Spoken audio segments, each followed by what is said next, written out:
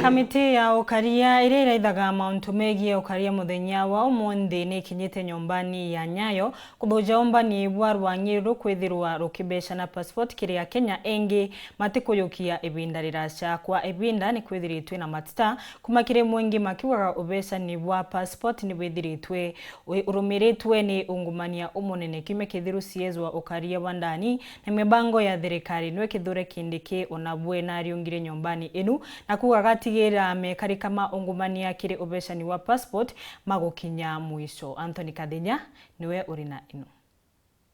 Kamiti ya Abunge nene ya wekari na utingoge bwa thirikari leo ni gitekathi na mbere gutigera department yothe ya meli ni kuona kigina kiganu kenda kuthithio garuruku bulabo kwendekana kire department ino iria kugura printers injeru kenda gutethilio thondeki bwa passport na mpwe. Of course, the challenges still remain, the matters on resources.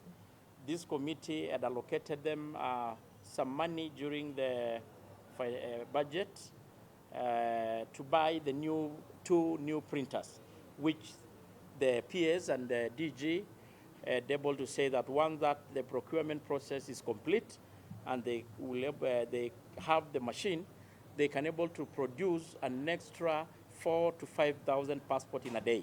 Kamiti ino kithijaga na mbele na kule waziri wa UKARIA Professor Kithure Kindiki kuthi na mbele na mubango kuthiria cartels amona ungumania kire gitengo gikim. We want to call upon the CS and other relevant authorities to continue reading out the corruption and the cartels that normally goes around this facility. Amwenogu kamiti ino ni ulitia Kenya kwibani na ungumania bulabu ithirito bwithi na nene kilo nenka ni riba utungata obisini no. We want also tell Kenyans not to attempt the state officers with the bribes. It is illegal from whoever receiving the bribe and whoever also giving the bribe.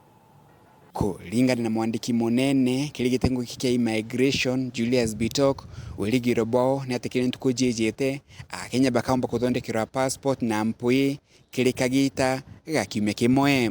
Going forward with the help of the committee, we are going to retain some of the money so that we can be able to produce passports faster.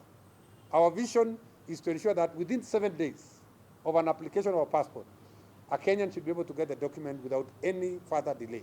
Kuma mji munene Nairobi, Mbeta Anthony, rangi wa Kadhinya.